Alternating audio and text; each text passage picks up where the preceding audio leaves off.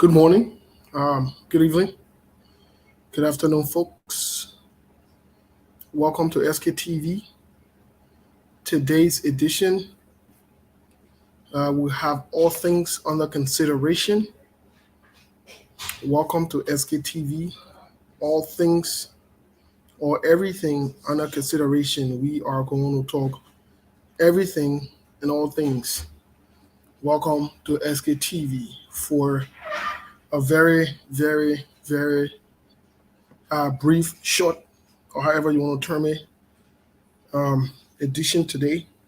Today is Saturday, May the 28th, and we are here for another edition on SKTV.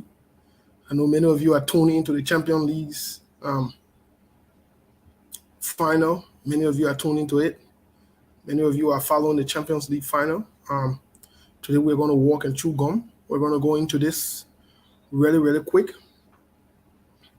And we are going to have this conversation. We are going to have this conversation today. We'll get into the conversation very briefly, and we're going to let you to go.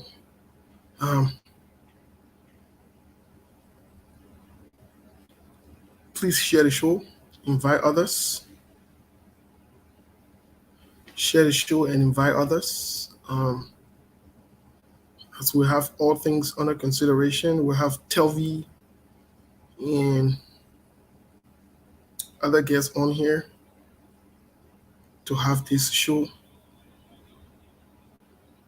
Please share the show as we will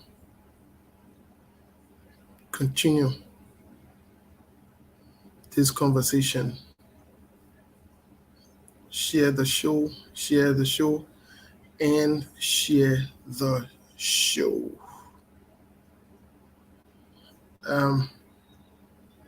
Invite someone. Sorry, I know many of you are following. I'm in the middle of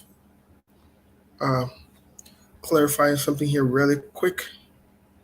There's something going on that I need to take care of really quick. Okay, I think it's all settled. We should be ready to go. Well, folks, share the show, invite someone as we are about to start here. We'll also be connecting with the folks from Liberia. Let's share the show as we await. We'll do this briefly today, and we'll go to the Champions League to go and follow the Champions League. But we wanted to make sure, and tomorrow we'll have a full set. But we want to make sure we touch bases with you today before we go on to the Champions League. Interestingly, Mr. Kane has not been answering my call because he said he's focused on his game. He doesn't want Real Madrid to lose. So he doesn't want to talk to me.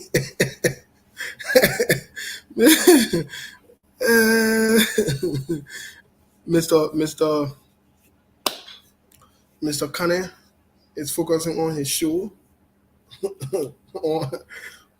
Well, he supports Real Madrid, and just so I put it out there, I'm supporting for today. I'm supporting Liverpool, whether they win or they lose. I'm supporting them, and so Mr. Kane, Mr. Kane is on the East Coast. I know Telvi is back home. She made it back home safe because we spoke. We've spoken several times now. She should be on with us. And we'll go from there. So let's share the show. We have a guest with us as well that will pop in, a familiar guest that will pop in. Let's share the show. In other news, in other news, a lot of things are going on. Just in other news, it was a good weekend last weekend here in Arizona.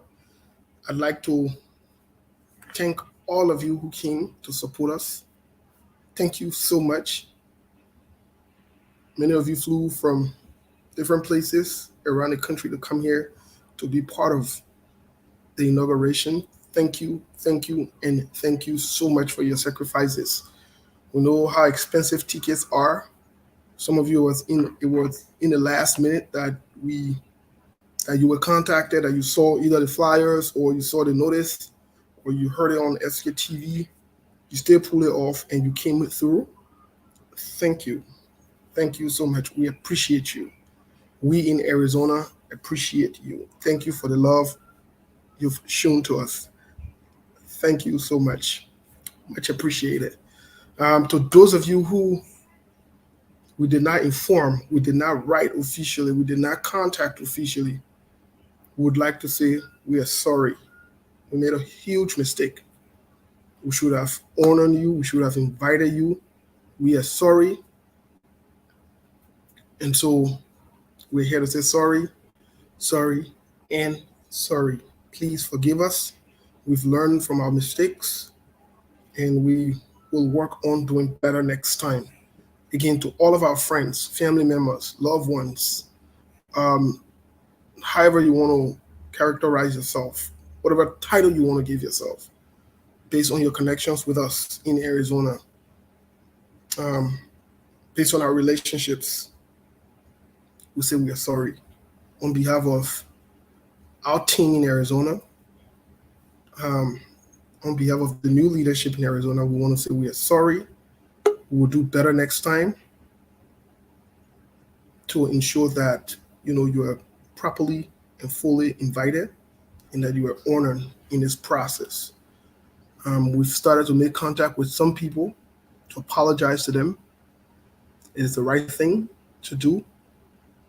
And we believe that's part of leadership, that's part of relationship building, and also maintaining. Uh, thank you.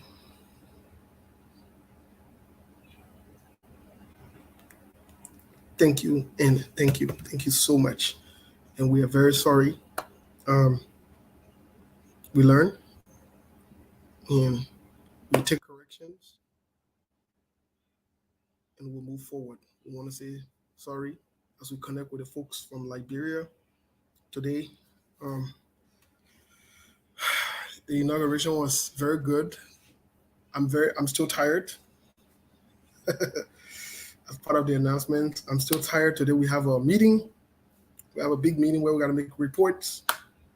Um, we'll also be planning July 26th. The commission, the team that will be working on the planning of the July 26th celebration, and we are doing both the July 26th and the August 24th. We'll let you know the date by tomorrow that we've chosen, and we invite the public again to Arizona.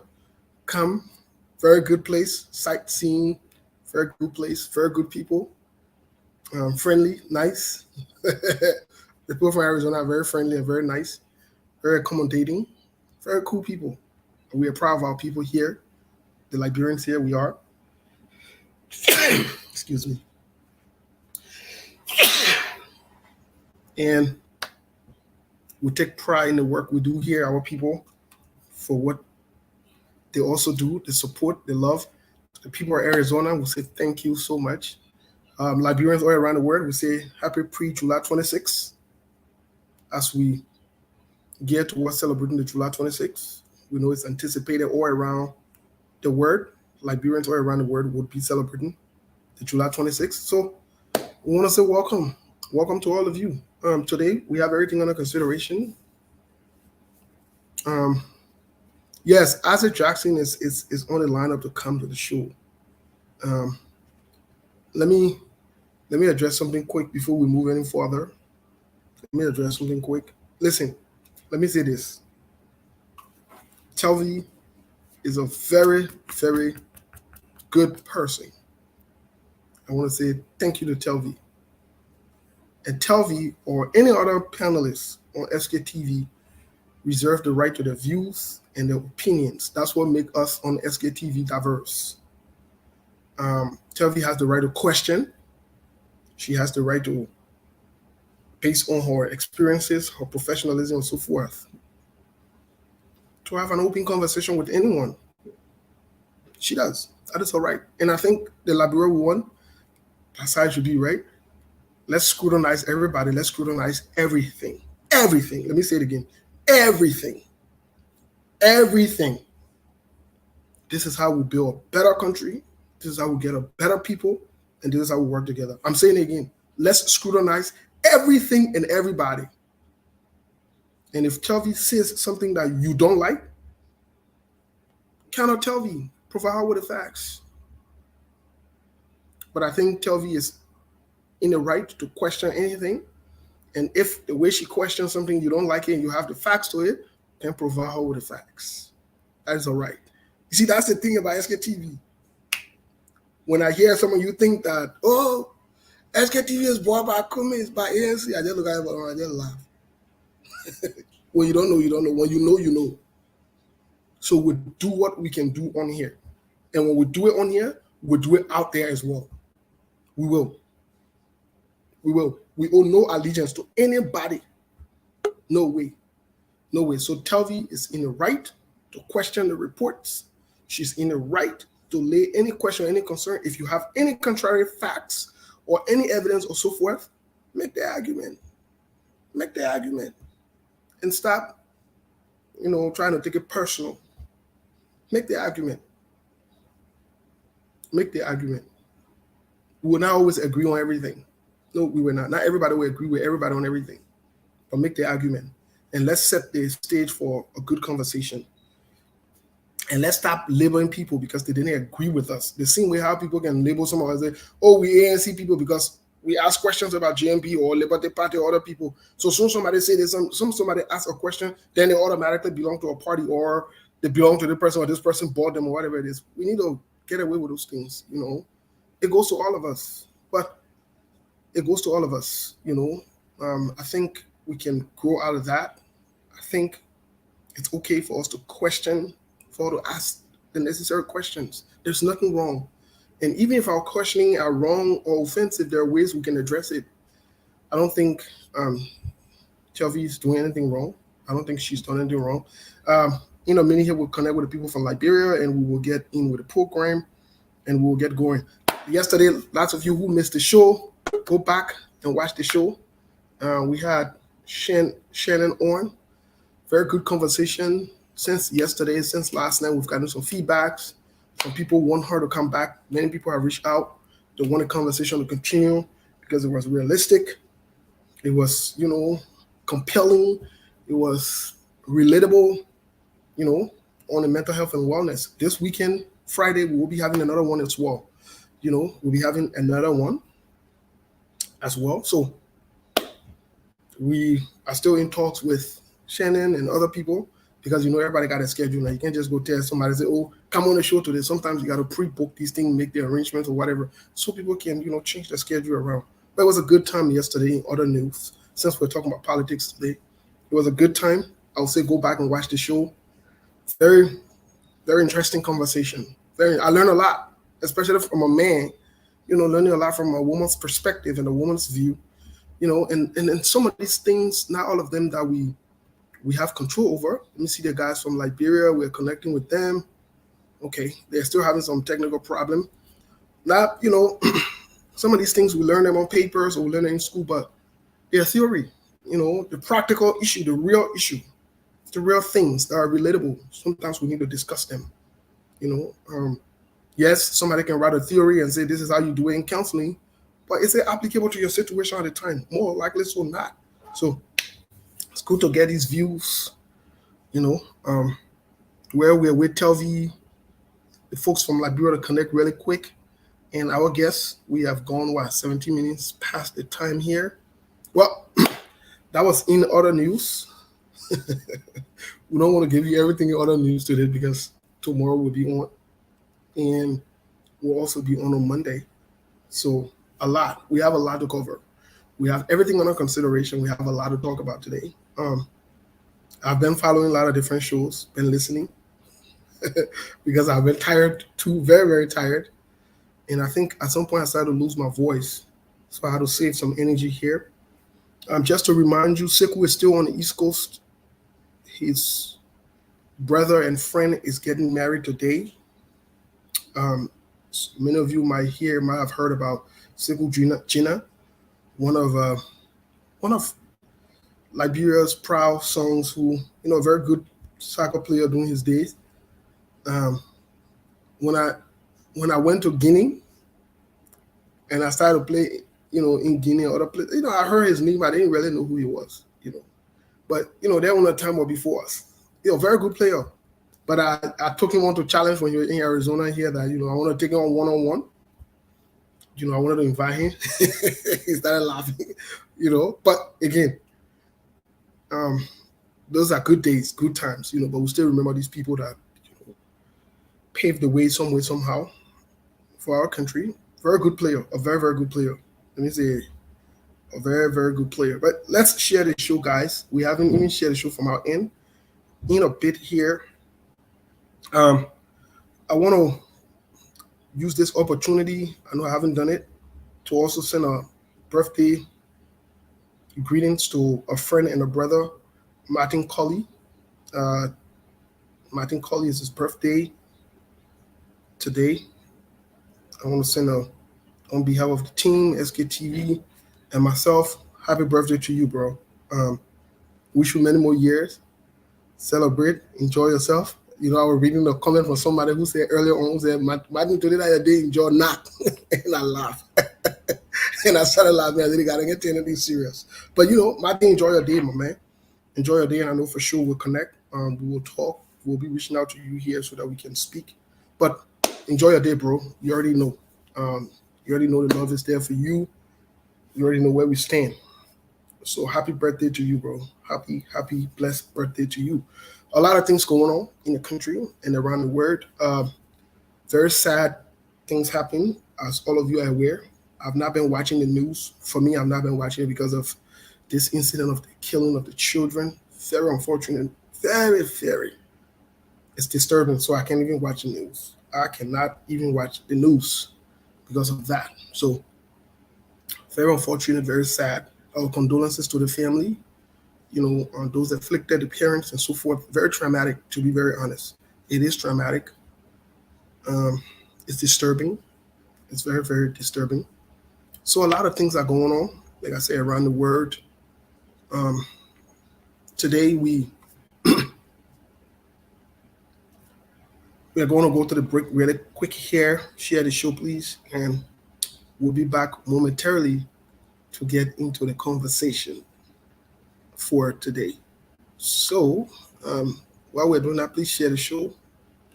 The folks from Liberia are still trying to connect. It's not easy with our technology. Some people come and get with me again. We're going to the presidential election now, so everybody won't be president. So why we can talk about that? So let's go back to who want to be president. Let's get to that song.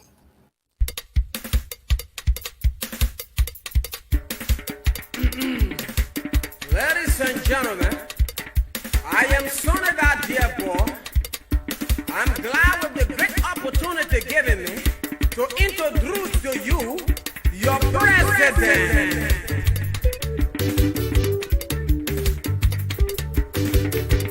Babu want to become president. Buskiro want to become president. Poppy Dossel want to become president. Crazy man you see want to become president. Mr. Krede want to become president. Mr. Lala man want to become president. President you will see you. Mr. Roro want to become president. Diego. Now how the president business will be. We suffering for some more. Mr. Lala want to become president. President you see want to become president. Mr. John President. It can't be one angry. Let me tell you something. When they want to become president with Lala, they will come and say, as the president of the Republic of Liberia, I thank you people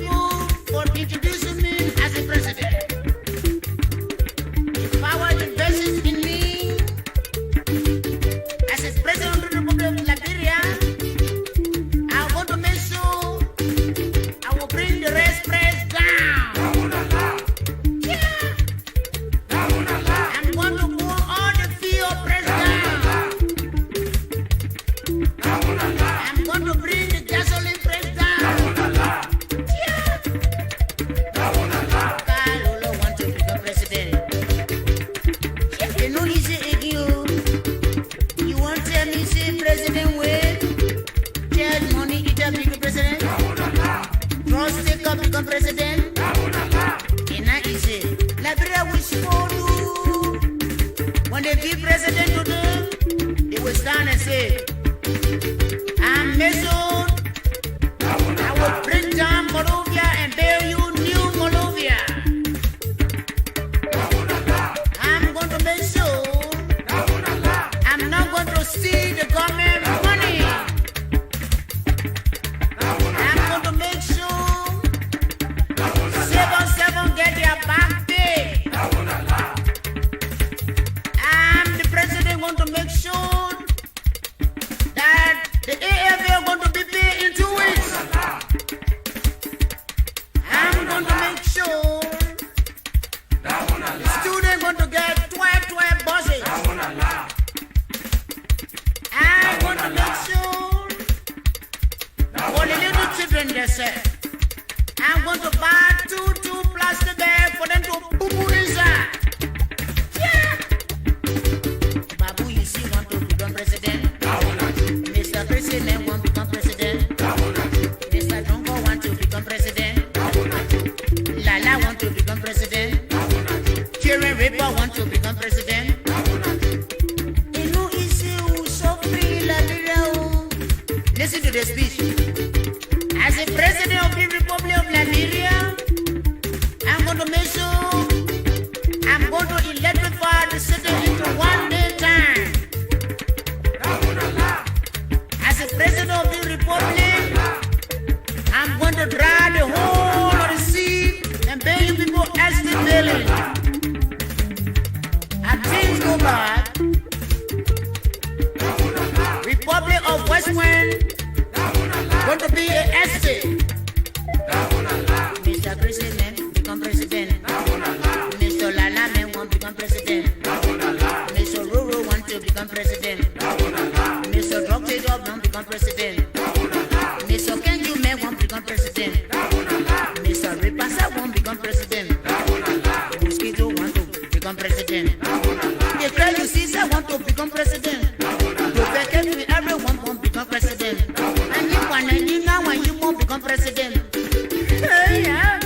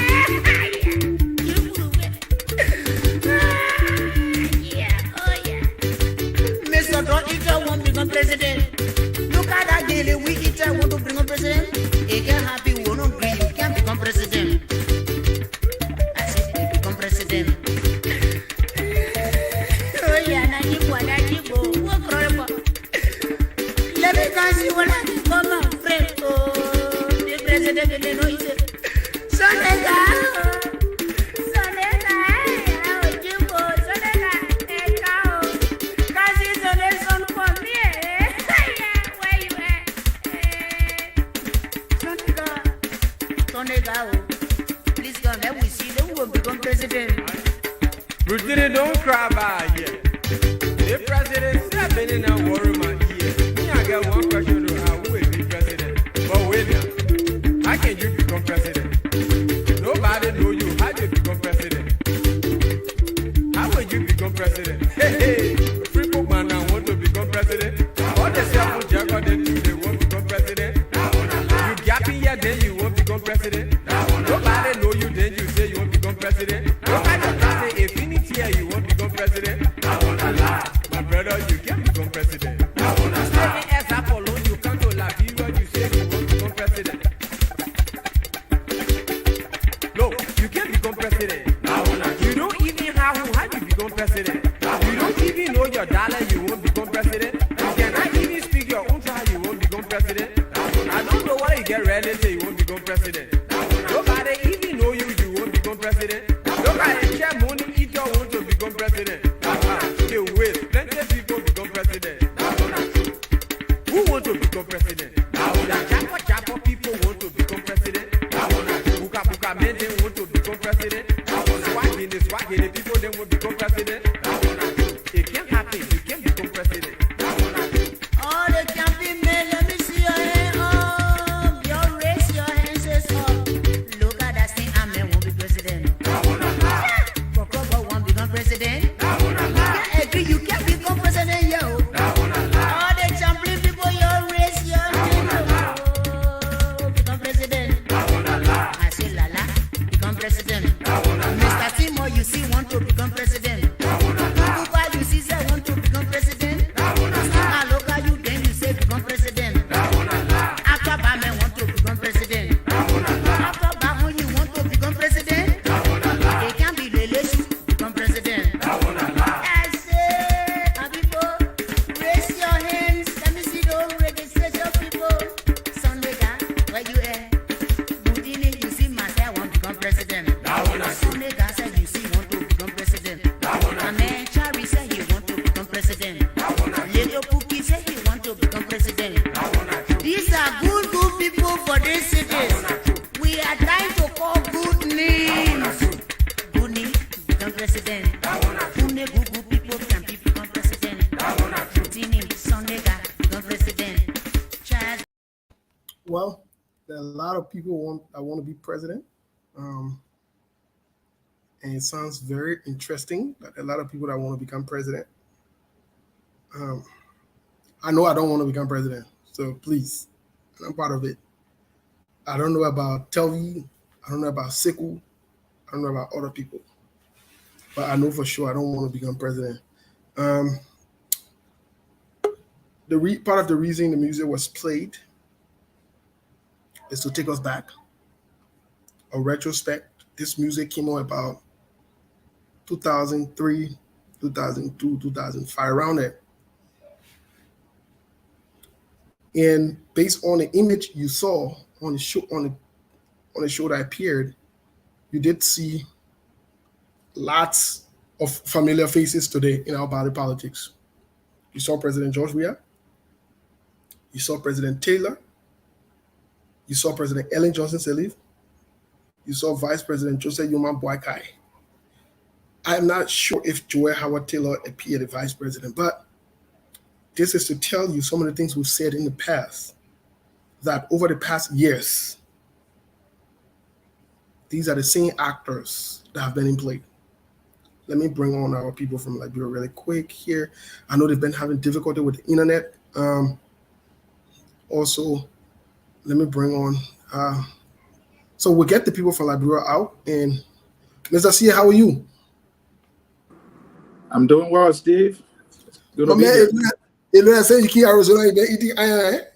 Because the most of my man, the Arizona, I like that eating iron, yeah. Oh, man, let's save that for other news. Yeah, it's bad though. What really happening? And Steve, are you getting me?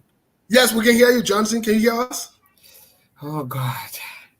We can hear you. Can you hear us? Yes, the connections in Liberia is very, very bad, but we'll work with the people from Liberia. We're hearing you. Yes. Can you hear us? Yes, they're still having bad connections. We'll try it. But Mr. CA, really quick, like I was saying earlier on, before we bring you on to greet the people, I just want to end this thought.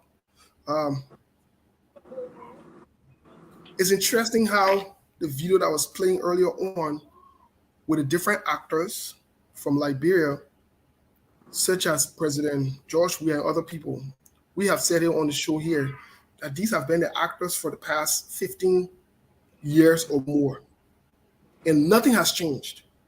And when we say all of them, none of them should be excluded. The President George Weah, the Vice President Joseph Yoman Boakai, Vice President Joel Howard Taylor, current President George Weah, former President Ellen Johnson Sirleaf. When we say all of these guys are the people that messed up this country, and it is time that we move forward as a nation and forget about these guys. Don't even think about them, because there will be no change. These are the actors we've had for maybe since after the war. These are the key actors we've had. What is your thought? And please introduce yourself, or let our viewers and audience know. Well, I am Anthony Sie, and that is the only introduction. Like almost everybody listening, I am a Liberian. And like most Liberians, I too want to see a better Liberia. I'm in the white man country, and life is good here. You know, even though it's expensive, but it's good. I want that for every Liberian in Liberia, and that is not the case. What is also true is that the white people, they are human beings like us. So that gives us hope that if they are humans and they are able to do it, we can do it when we put our mind to it. You said something about people in Liberia who have been in the political space, you know, occupying public positions, and they have been part of the problem. That is true. You know, even those of us we are talking now, we're part of the problem. There are some people who just want to come and listen. Even if they hear the good information, they don't act. They consume it, they leave. They're part of the problem. You know, sometimes it's easier for us to blame only those who occupy the political spaces in government. Individually, we can play our role. Let me say specifically that Obama said something, that it is not enough to hope for something good, you have to fight for it. I'm paraphrasing him now. What that means is that if you and myself agree that the weas of the world, you know, the Erling, the Joel Howard Taylor, Honorable Boakai, and the rest, Prince Johnson, you know, that they have been part of the problem, then the question is, what are we doing?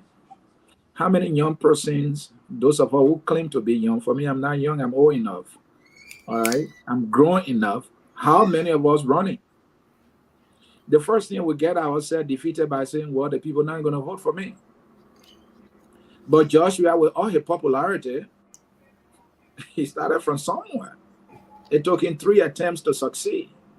So if we really want to be the solution to the problems, right, when are we ever going to start? When is Steve Bollez going to start? Okay, maybe Steve have started. You know, he's part of the talk show, and he's talking and he's talking. It always starts with a conversation. So, Steve, it is not enough for us to blame Joel Howard Taylor, even though we have more than reasons to blame her. It is not enough to blame George Weah, even though there are more reasons to blame him. Right? And the list goes on to Prince Johnson, Ellen Johnson Sirleaf, and the rest of them. Because blaming them will not get us there. Because we all agree that they have failures. We all agree they did not do well. So we want people that would do well. Where would those people come from? They will not come from heaven. It can't be the white people to go and do it for us. And we got to get away from begging them for money all the time. How are these people finding money? We know how they're finding the money. They build airports. The airports bring money. They build roads. The road bring money, right? You know, they build internet infrastructure in our country. They develop companies. They start businesses. We know all the ways. You know, technology has made things easier now. Even on YouTube, anything you want to know, you just type the question, how do I put my phone in airplane mode? There will be a video to tell you. All right. How do I install a solar panel on my house if I were to buy one from Walmart? It will tell you, and you can do it for yourself. So knowledge is everywhere now. It's not hidden anymore. So even if we are not sophisticated in the name of sophistication with the degree, we know there's something called internet. We know there's something called Google. We know there's something called YouTube where we can go and ask whatever question, and we'll get the answers that we need. And there are instructions for us to also follow. Now, when it comes to politics, We are a majority. Those of us who think we are young, I'm excluding myself. Yeah, I'm not a young man. Nobody should dare call me a young man. For me, I'm an old man. But for those of you who preach the young man thing here, when are you going to start running? For me, I'm Papa. So that why when I talk my own, people tend not to agree with me. So Steve, it brings me to the bigger picture here. Yes, Steve, leadership is key. Joe Biden is now president of the United States. It is now more about age. All right. It is not more about age. It's about experience. It's about knowing what to do and doing it. It is about institution because he comes from the Democratic Party. This is an institution that I learned over the years. When he and Obama came to power in 2008, I believe, the economy was in a free fall. They made a terrible mistake. They underestimated the gravity of the problem that they have inherited. Their recovery package was $870 billion. I still remember that figure. Now, there was the U.S. economy that was in free fall, the housing market, the auto industry, everything. The U.S. government, the U.S. economy was losing jobs, sometimes 500 to 5,000 jobs a day. That is how bad things were. But then their calculation was 870 billion to bring the U.S. back. So the recovery was slow. So that man, learning from that mistake when he took over during the COVID time, he said, no, I learned my lesson. I'm going to put more money. So we're talking trillions. St. Joe Biden came. He's talking trillions. I'm saying this to say that, Steve, our leaders have not learned anything from history. And that is why I am saying we have to ask them questions. Even the one you like is the one you should be critical on more. And that is the decision I have made. I'm not going to buy pig in the bag. Somebody can tell me this is Jesus Christ. He said, no, even Jesus Christ can make mistake. I know the Christian will not want to hear that. That how can God make mistake? Your understanding of God is different from my understanding. I will leave it there.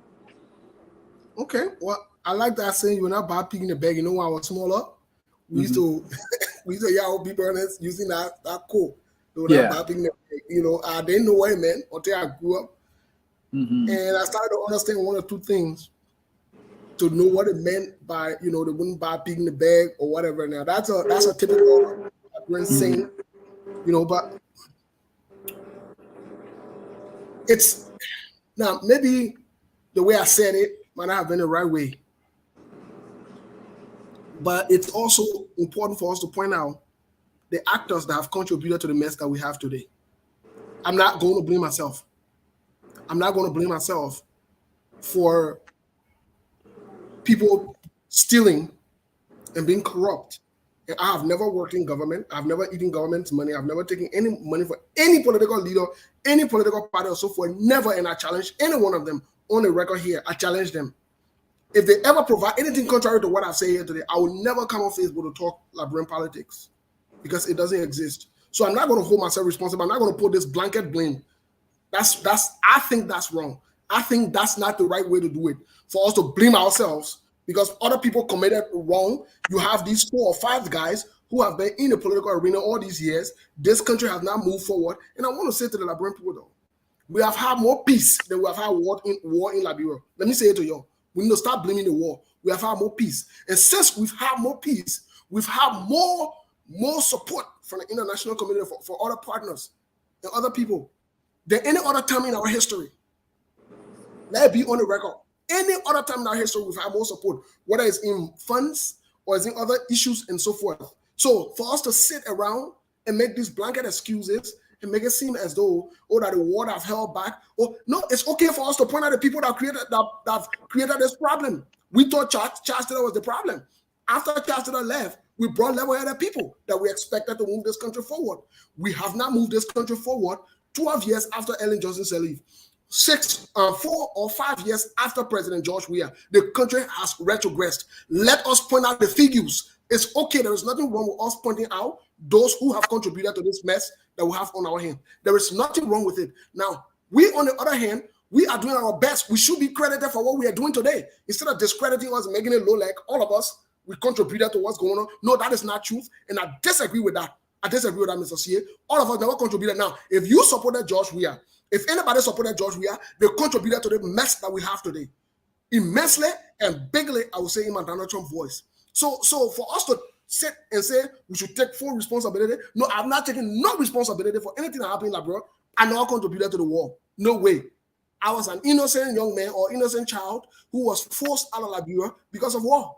So how can I take that responsibility? Now, we should be pointing out the factors, the actors, and those people that contributed to it that still want to be in power today. That should be the point. Because if we are going to consider the process of elimination, then we have to consider this factor.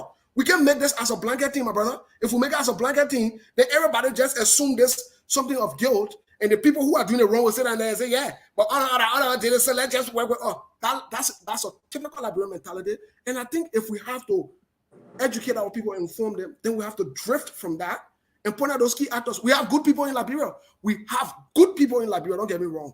But these people who have contributed to destroying this country, we have to point them out. And I think Steve, that's where I on it. Steve, I agree with you 100%. Let me say that again. I agree with you 100%. Those who we can hold responsible for where we are, we must hold them responsible. Everybody can be responsible for what happened in the past. Because I was telling you about the U.S. The U.S. is good today because their leaders in the past made the right decision. They made the right investment, right? And so they are happy here, even though there are challenges. You know, the same thing is because our leaders in the past, they made the right investment, and you know, and that is why we are where we are today. So they are to be held responsible because they had the opportunity to better our country, and I'm not sure whatever the day was enough. I mean, the main fact that electricity is a problem today in the 21st century, the main fact that internet is a problem now. There is a reporter. We were trying to connect with a radio station in Liberia. A radio station cannot connect with us right now because of internet. That's how sad it is. Now, Sorry, Mr. CA. We're just trying to connect with the people from Liberia. Are you guys? Mr. CA, I'm very sorry. All right, so we got to link up with our team. Yes, we followed it. Yeah, so. All right, thank you. Johnson, can you hear us now? Yeah, more definitely. I'm getting you guys loud and clear. Wonderful. Mr. CA, please go back. I'm very sorry for the interruption, Mr. CA. No, Steve, it's okay, and we understand. I was just saying, the past administration, there was a research done, and according to the experts at the time, the country needed $65 million to build an internet grid in Liberia, so that we'll have reliable internet. The country population is predominantly youthful. So, I mean, if we have made that investment, or if our leaders have made that investment, let me exclude myself because I was not part of that decision making at the time. So that was the United Party that always boasting of having the most educated people, you know, and that is true. They have a lot of educated people, you know, they don't work for themselves, but except that they didn't do well for our country. If they have made an investment of $65 million to build internet grid, we'll have internet. So even the person in Grand Crew who cannot come to Moravia because of the road, I can connect with that person.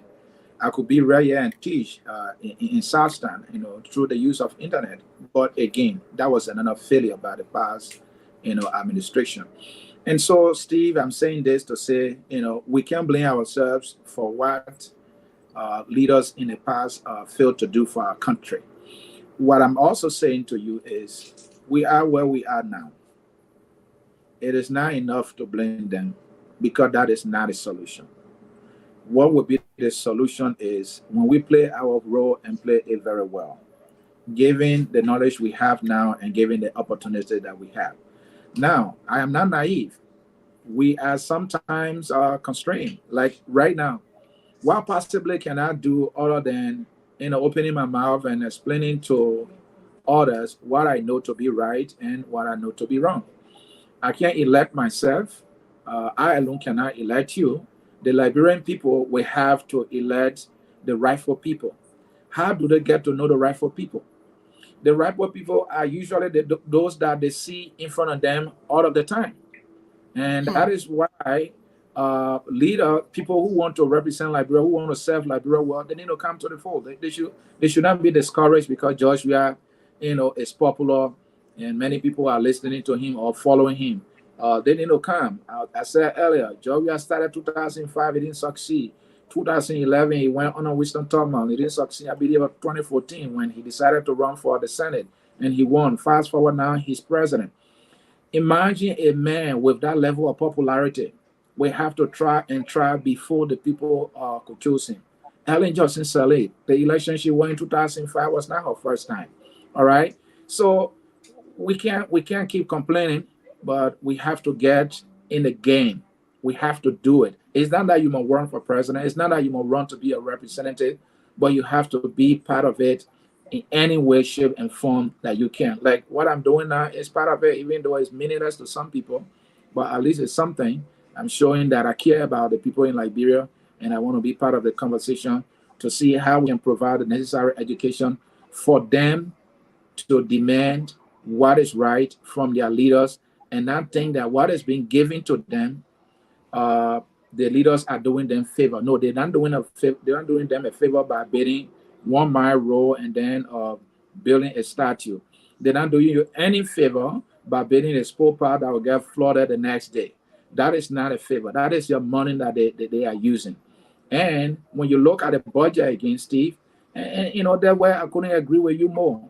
How could you, in your right mind as a government claiming to be a proper government, you craft a budget and now you give the entire judiciary branch of government just $15 million, and then just a ministry within the executive branch of government gets $20 million.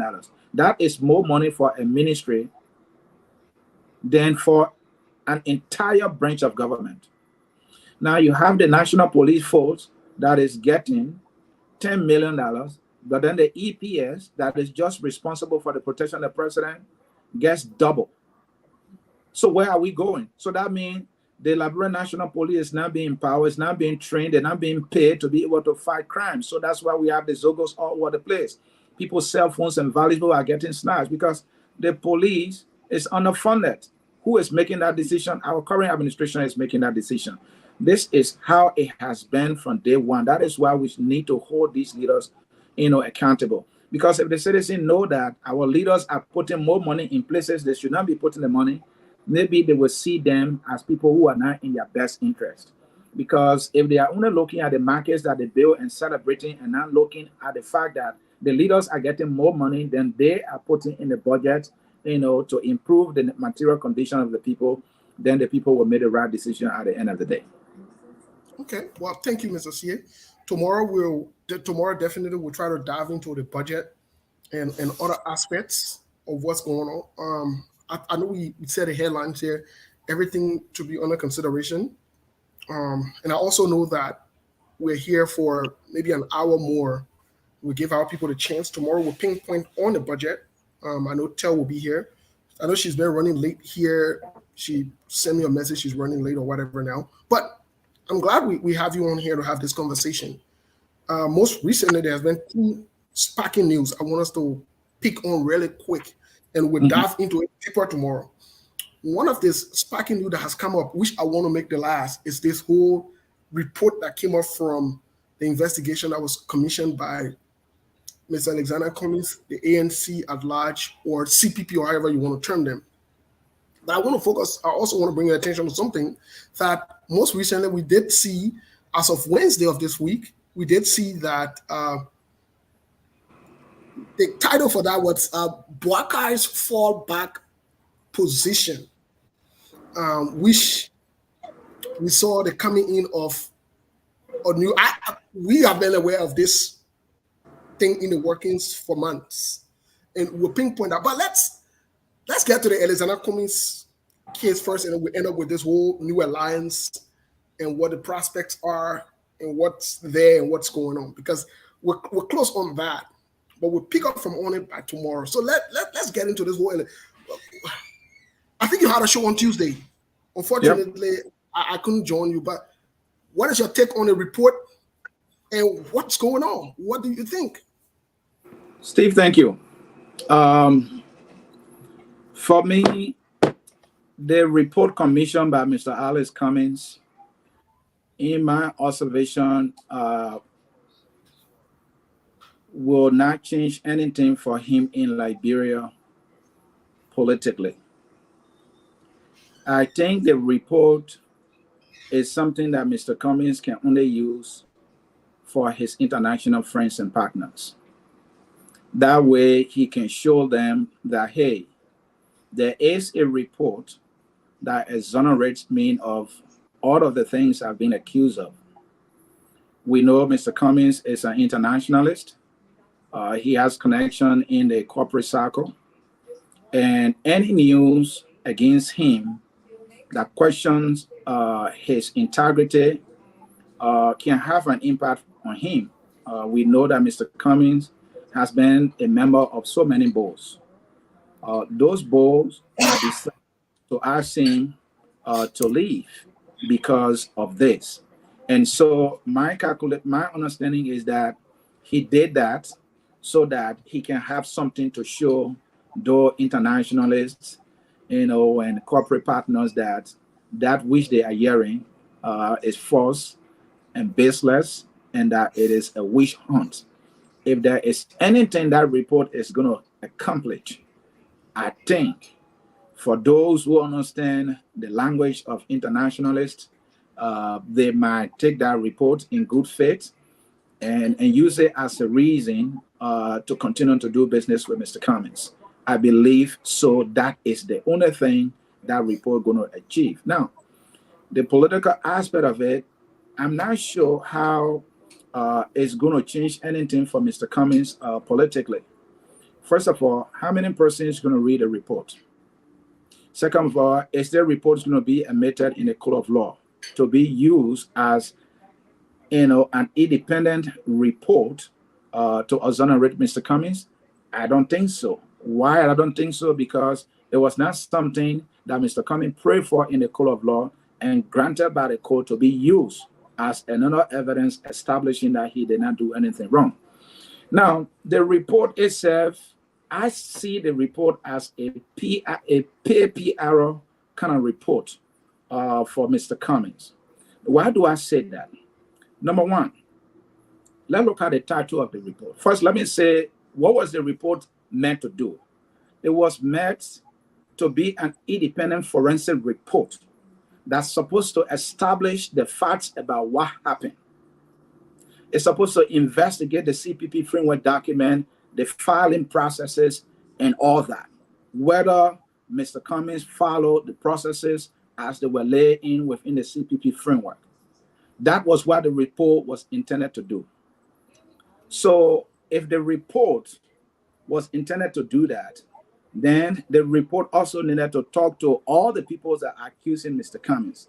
Did they talk to the National Election Commission? I'm not sure they did that because it was not captured in their report. They talked to Benina Ure, who is the guy who started this whole thing against Mr. Cummings. I'm not sure they did. Did they talk to Bwaka, who believed that Mr. Cummings did not follow all the processes? I'm not sure they did that. Did they talk to Nyomli Kanga Lawrence? Did they even talk to the prosecuting team? I'm not sure they did that. Why they needed to do that? Yeah, let me lay on the point. Let me lay on the point. The reason they needed to do that was to give the report the balance and fairness that it needed. That's the reason why. Because if you are doing it, because let's take for instance, the report on the 16 billions. The investigator went to Liberia. They talked to people at the Ministry of Finance. They talked to people at the Ministry of Central. They talked to people at Central Bank. They talked to all the parties involved, and then they were able to write a report. And more so, the report was something that was welcomed by the Liberian people, the Liberian government, and everybody who were concerned. In this case, it was Mr. Cummings' own request, and that was being granted by the people he wanted it from. Thank you, Mr. CA. I wanted to hold you because I want us to go back. You see, one of the things that we're responsible to do, and that's why people would say maybe Mr. C is inconsistent, Steve supports ANC, Jay Randy supports, or he's inconsistent, he's a sedition. Telvi is a Liberty Party partisan. Sekou supports. The thing is, when something happens, we have to go to the origin of why things are done and why they should be done.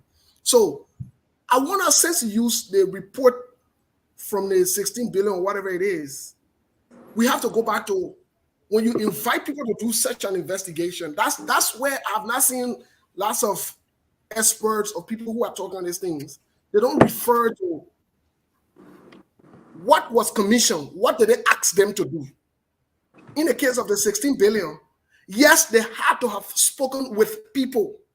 They didn't call people to investigate a forensic document. Now, that does not mean that when you're doing a forensic investigation, it doesn't mean, of a document, it doesn't mean that you can speak to people. That's not what it means. That's not what I'm trying to say. All I'm trying to say in this particular case, they were given a work to do based on the document that were presented to them so that they can investigate that document to figure as to if anything was tempered, because this particular case that is ongoing is the tempering of a document. So it can be your word versus my word. It can be Mr. C's word versus Steve's word. No, it can't be that. It has to be the facts. The merit has to be based on the documents that are available. So that being said, then let's go back to the original complaint, because we have to know what I know some people already have a preconception or mindset that they don't like Sherry Blair, that Mr. Cummings should have picked somebody else, or instead of Sherry Blair, because Sherry Blair then made a statement or whatever it is. But we need to focus on the issues, because our personal liking and not liking will interfere with our ability to reason or to see the facts in this case. The same way, if somebody does not like President Weah, most of us Liberians, we don't stay focused on the issue. We stay focused on different things. I wish Tel could come, because I'm seeing Tel writing in a stuff. I wish he could come here, because we have to focus on what was commissioned. You can't pass around and get vexed with Claire or get vexed with the companies. So let's go back to what they were asked to do. Let's read what they were asked to do, because these things will help us establish some things. Instead of running in cycle, at the same way we're running in cycle with the whole thing in the court, nothing, no here, no take yet, because we're running around. So here is it. This was published on May 6th. This is what they were asked to do. Quote, Mr. Alexander Cummings, the political leader of the Alternative National Congress, ANC, is leaving no stone unturned in his quest to prove his innocence against the allegation that he altered the framework document of the CPP and forged signature of leaders, of the CPP leaders, particularly of Mr. Theodore Momo, chairman of All Liberian Party.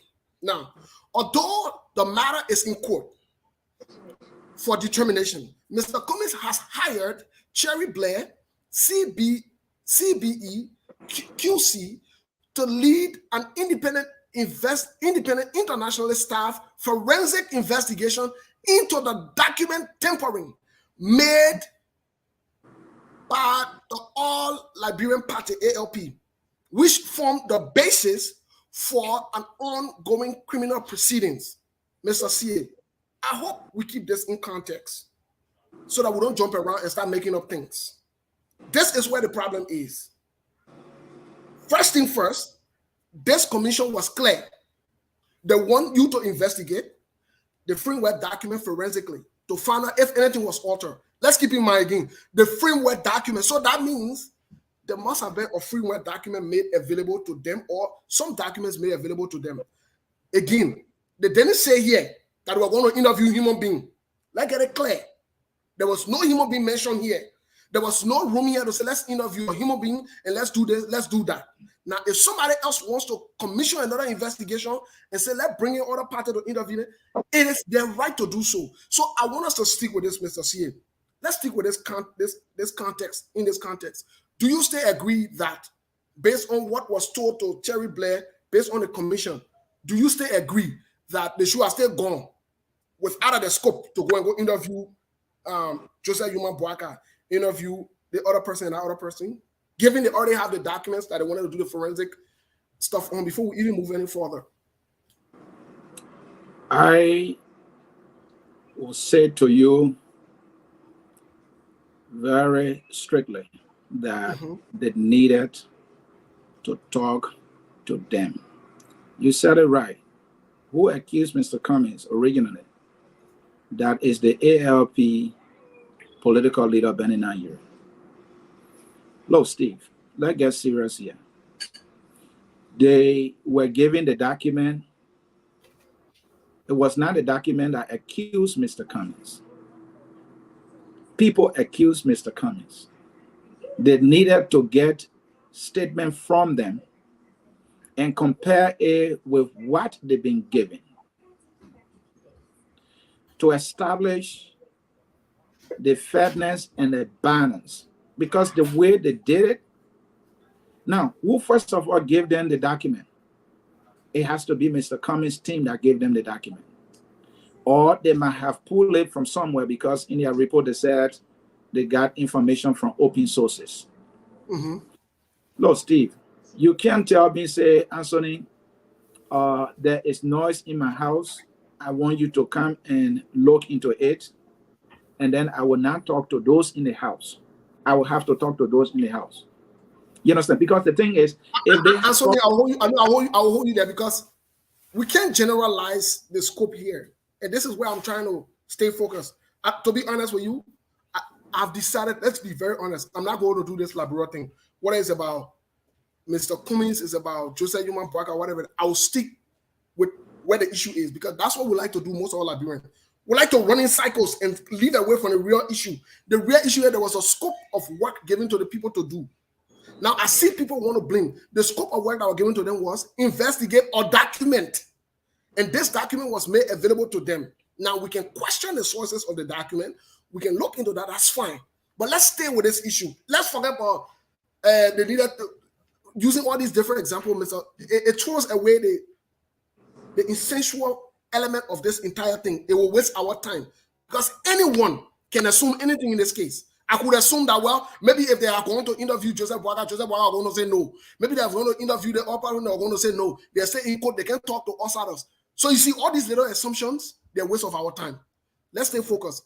They were given a document. Now, you have the right to question the document that they were giving. I don't have a problem with that. I have to question the source of the document. Yes, we have to question the source of the document to know where it came from. But let's stick with the issues. These people came to investigate forensically. They came to look at a document, not necessarily what people said. Because what Momo said and what Bernard Yue said, Cummings said he didn't do it. So that word of mouth. Since we have the evidence here, the document here, why can't we look at the document? Because this is where the issue is. We can go all around in cycles. Everybody will get a side. But the documents would be all the proof, the facts, if they were altered or not. So that's why I'm bringing back to you. I'm submitting this to you and other people for us to look into this. Steve, I think you and myself have a serious disagreement here. Okay. And the disagreement is that you said they were commissioned to forensically conduct an investigation on the framework document to establish whether or not the document was altered. Yes. The document did not tell Steve, me, and every other person that it was altered by somebody. Somebody said the document was altered. The person needed to tell the investigators what actually was altered, which section. Now, if we have informed the investigators, given what is coming from the accusers, then look at the document to see what they are saying is actually truth. And then if in their investigation they can disprove the alteration mentioned by these people specifically, then their report will come out as balanced and fair. I give you another example that is key. The National Election Commission, there where the document was filed. What is the position of the National Election Commission? Was the document filed legally? As we speak, the National Election Commission maintains that the document was filed legally. That's the position of the National Election Commission. That the document remains legal until the CPP can say otherwise, wouldn't that been a good thing for the investigators to put the National Election Commission on record? To match the National Election Commission's statement or saying, for say Thierry Mobo or Benin Ayure or any other person who thinks otherwise, that would have given the document. But to say that, oh, they were asked to do a forensic investigation, so they just read, they have to just read the document and tell you that nothing was done. I don't see it. Mr. CA, the complaints have told us exactly what happened. They've told us. The first thing they told us was the signatures were altered. The second thing they told us was this document was altered. So automatically, if you look at it for truth, there is no need to go back to them because they already laid a case as to A and B. Very good. We know what the complaints are. The purpose now is for us to substantiate their claim or to disprove their claims. Now, how well can you disprove their claim? The fact that you yourself alluded that the National Elections Commission has said the documents were filed legally and done properly tells you that from the get-go, no signature was forged. They are not aware of it because everything was done legally and appropriately. But let's give it the benefit of the doubt. Let's just give the whole thing the benefit of the doubt. I want to agree today. I want to say here for the benefit of the doubt that we don't agree with what the next said. Very good. And the documents are available. The documents are available. Even if you were to call Momo, Momo will say the same thing that he wrote or that is alleged. Cool. So they say, let's look at these documents to determine from a forensic standpoint if the claim that were made, if they can be substantiated. And that's what the work was. That's the work that was done. Let's look at the documents. So they went and look at the documents. Not only that they look at the documents, they look at communication. What's a little confusing to me is people want to throw different things, such as, oh, the disclaimer. Oh, why they got to write the title. Oh, why they got to do this, why they got to do that. I agree with that concern. Don't get me wrong. The concern could be legitimate. Can we look into the documents and the findings that they had? Because that is the purpose. Can we dispute the findings that they had? Can we look at the method that were used? Can we look at those things and determine if these people were right? Can we put away our biases, or because we don't like certain people, or because we're not friends with certain people, or we don't want to see certain people do certain things, or certain people claim whatever victory or so forth? So we look for all these little reasons, but the major issue is right there that we're not even examining it. Let's look into the findings. And I want to bring the findings out to you now that you and I have disagreed openly here. You disagree with your boy. That's cool. So Steve, yes, the thing. Yeah. Can we look at the finding? Yeah, we'll get to the finding, but let's look at this. Okay. If the language of the report, could the language be written to project 100% independence? Could they have done that? The answer is yes. Could they have written the title of the report free of a conclusion? Yes, they could have done that. Because if you say... my body says I should slow down. My guest says I should slow down. Slow it down. I slow it down, mama. No worry. Go ahead. Sorry. The title, if you title a political persecution or prosecution, the CPP framework document, the case of Alexander Cummings, what are you trying to achieve? You came to do a forensic report on a document. Can you just say forensic report on the CPP framework document? Would that not be a balance? Because your goal is to just establish the facts. Your goal is not to classify. Then I come back to you. I come back to you. Why, if the findings reveal that this is a political witch hunt, what do you expect them to say? And you wanted to be independent, you wanted to state the facts. So when they state the facts, you are against the facts. The findings, now they didn't just jump up and just say this is a political witch hunt. You see, we have to be careful. We have to be careful. You commission people. Now, you might think this is bias. These people are not crazy. They know what they are doing. and they know what they did. Now, I'm saying to you and other Liberians, you can challenge this report if you want to challenge it. You can challenge the findings. So what if the findings reveal, which you know, which I know, that this is a political witch hunt? You have said it over and over. If somebody else comes from Europe and says the same thing that you have said, does it make it that they are biased? You so see, then we can say, is that why they were called? Is that why they were paid? Yes, it's part of the job. Yes, it's part of the job to state the facts. So they were called to tell us what we knew all along. Exactly, to corroborate what you knew. That's the fact, because the fact never changes. When you go to And Japan, so, the fact within because the they facts, have told us now, because they have told us now, Mhm. that's it. Has it changed anything? Very good. You see, that's a good point you've made. Has it changed anything? The question now, as we speak, might not be a change anything. The question should be, will it change anything? And then maybe So we I can go, ask that question: will it change anything? most likely so it would change something.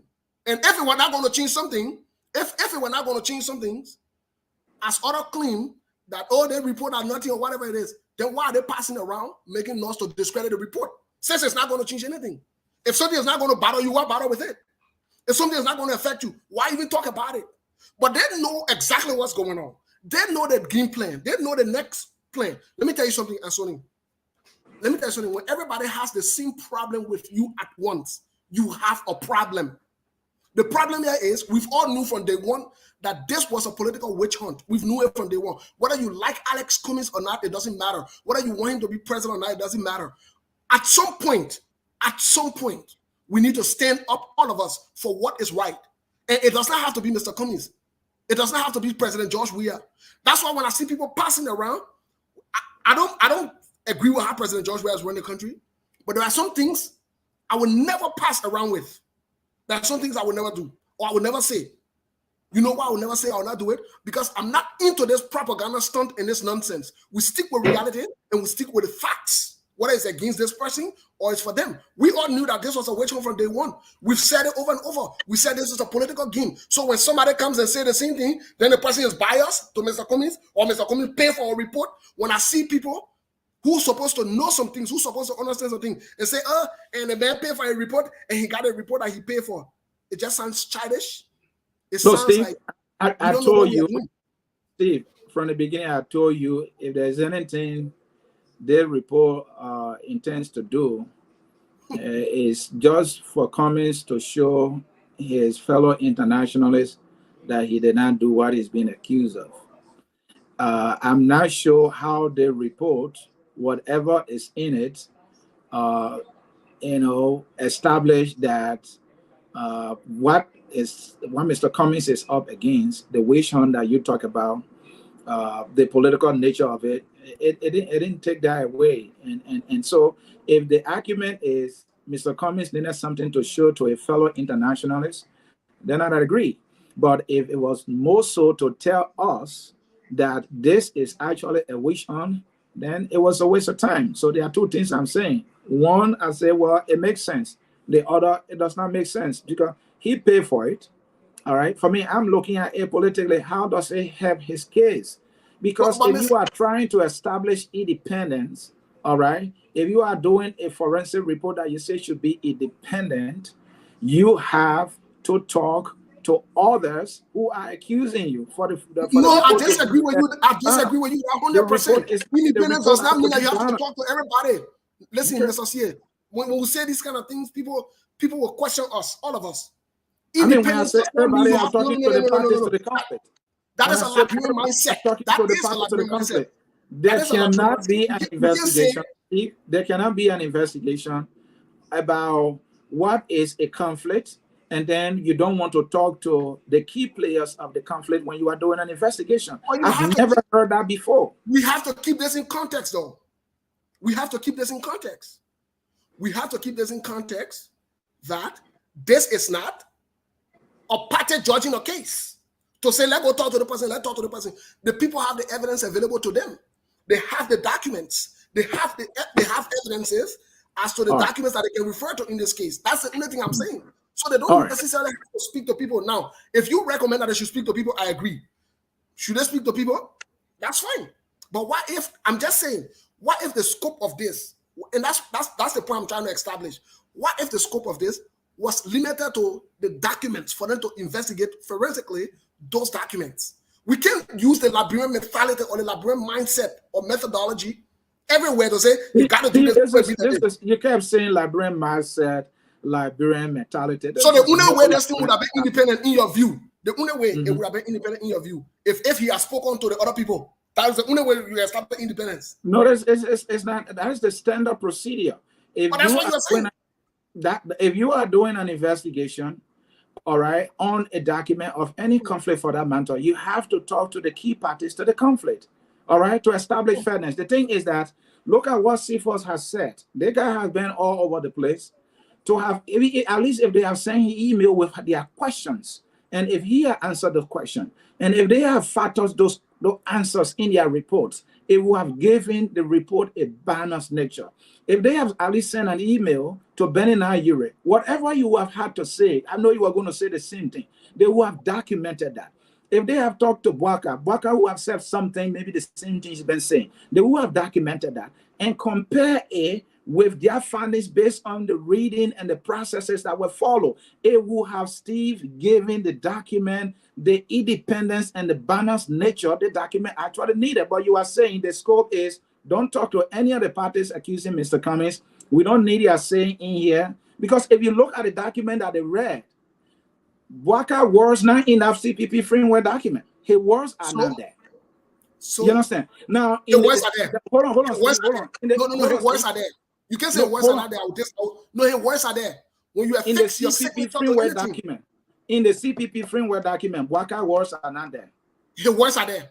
All right, let's leave it. Now, the WhatsApp chat room, the WhatsApp transcript, right? They read the WhatsApp transcript. Somewhere Bwaka acknowledged, somewhere Nyombli acknowledged. There were so many acknowledgements by the leaders. You understand? But at the end of all these acknowledgements, these people are saying, no, my signature was altered.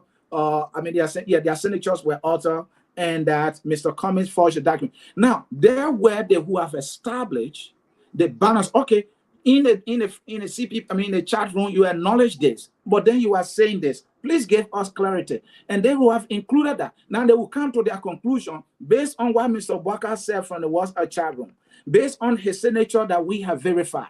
You understand? We have come to the conclusion that this thing was done properly. To have excluded that, Steve did not give the document the fair and balanced nature that it needed. And that is significant. People need to believe that and accept that. Okay. Thank you for your view, but let me give you a typical example, Mr. C. Let me give you a typical example. I work in the healthcare field. When you chart, when you document, and you sign off on the document. You in a car? No, we can't do driving. No. I just want to do this real quick. I have to come in very quickly. I didn't. Yeah, please. Let me talk quickly, and I will hop off. I can't talk. I'm on my thing. It's on. Okay, sure. Phone. Go ahead. I didn't realize that. Can I go ahead? Yes, okay. Please. So I didn't realize that I had another appointment at church. I don't know if I shared that with you, but I serve on my church the technical team. So I helped them behind the scene. We got a build team. Yeah. So I didn't realize that I had a 2:30 appointment. So I got a text to mine of that. But I really wish that I would have been on to talk about this in many ways, because I'm hearing a lot of information about this, not only on our show here, but platforms. And I think it's important that I come simply because I am working to the project. Yes. Tell me you're breaking bottle. We have an expert every day. Yeah, she's breaking bad. She went up by herself, guys. But here's what I want to point out to you, Mr. C. I work in the healthcare field, okay? When you do a documentation, you chart and you sign it and you leave. And let's say the state or other partners or other funders or donors or whatever it is, or stakeholders want to come and do random maybe forensic investigation, whatever it is, or chat audits. Let me use that word. Some of you will relate to that. They will do something called chat audits or note audits. Mr. CA, they will come there for about a week. They will tell you, say they're doing chat audits. They will come there for about a week or less. And I've been part of the team that will do some of these things. And people have audited me too. They don't talk to you. They will not talk to you. No. They will not talk to CA. They will not talk to me. They will not talk to Johnson. They will go to the notes that CA wrote, the notes that Johnson wrote, and they will compare it. They will look at all of those notes that we wrote. As long as your signature is at the bottom or you sign off on this note, whether electronically or paper, they will look at it and form a report based on that, what you have written. They don't necessarily have to speak to me in person. They will never speak to me. They will never speak to me because these notes, probably you did them months ago or years ago. They will go back to them. Some of the insurance company will request audit. They will go back to them, look at it to see if you've been doing the right thing. Now, if any kind of discrepancy is there, then in the report, they will point out the discrepancy. Now, if it corroborates, then in the report, you know what they will do? They will agree to pay for that patient or for that client services that they receive. So you see how it works. So I'm trying to say to you, it doesn't necessarily have to be people talking to people, not in all instances. That's all I'm trying to establish. I'm not saying people shouldn't have spoken to people. It is the right to do so, and it is the right not to do so. They reserve the right. That's all I'm trying to say. But if we say, in order for it to be independent, they have to have spoken to people, then I'm a little questionable there. That's all I'm saying. Tell me you drop off. Yeah, sorry, I had to pull over because I wanted to just quickly and be done with it. Yes, do it. Can you hear me though? Yes. Can you hear me? Yes, please make okay, a point. So I want to be. Yeah, let me do that real quick. So like I said, a lot of misinformation out there. You know, it's different when you're doing auditing or investigation, and we want to compare it. Just want some examples or nursing to say, oh, well, I do nursing reports, or I go out there and do social work, and I go do, and I, you spend your own social worker, a client report or whatever it is. Different rules, different games. We have got rules applicable. The two, and that one thing I wanted to stress in. I heard the stats that the people were. They were not just auditing the documents. They were auditing the. Okay, connection is back. Yeah, Sonny, let's hear your point on this because we gotta move on. Tomorrow we gotta move on. We gotta move on. So Sonny, I wanna really quick run over the findings. Is that okay with you, Jay? We'll just take a few seconds. And then maybe you can give your point and we'll move on, please. Is that okay with you? Go ahead. Okay, the primary findings of the Omenia and Alcohol Independent Report, in summary, are as follows.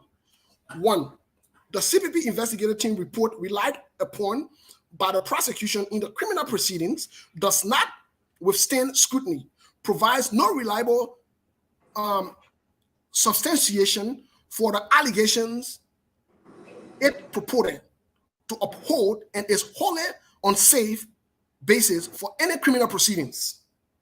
That's the first finding they had. That's the conclusion of the first finding. The second one, the existence of substantial differences between the original draft and the letter version of the framework document is not in dispute, but nor is it untoward. Such an evolution is the logical and expected consequences of the iterative process of negotiating the framework document. In particular, the amendments proposed as a result of the CPP party legal review of the draft text were reviewed and provided by the constituent parties prior to the registration of the CPP framework document with the NEC. The third finding, I think we have 2 people on really quick. Let me bring them on so that they're not in the back. We have both Tel and Randy on here.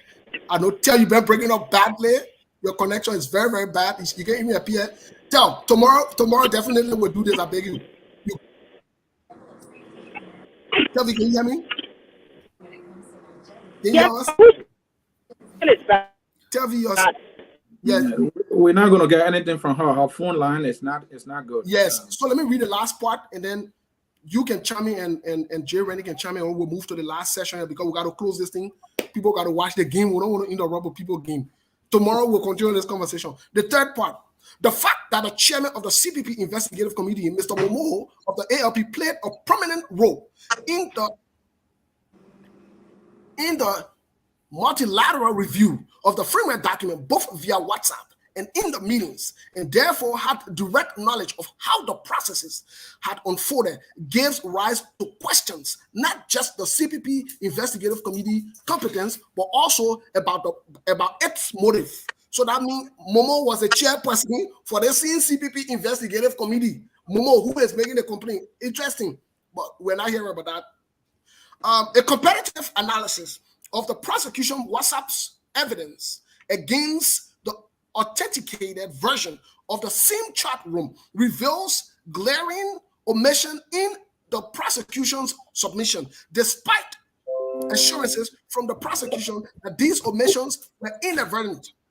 It strains credibility that these omissions resulted from several pages of the prosecution exhibits having been inadvertently misplaced. Rather, there is a pattern of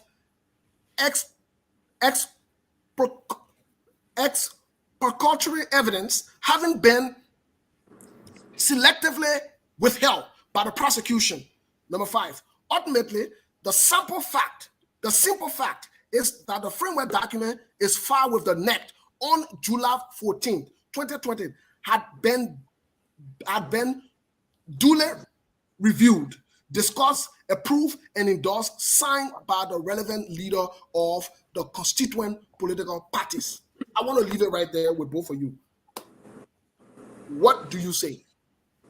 Ansoni, based on these findings, and then we will move to the next talking point here. What do you say? I say that Telvi is filing, or let me bring up. Yeah, Telvi is not possible. It's not possible. Yes. So look, let me conclude on it. You just read the finding.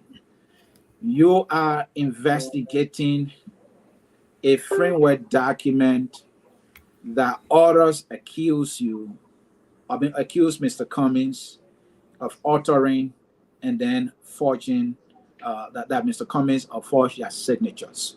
Mm-hmm. Now, that is what they said.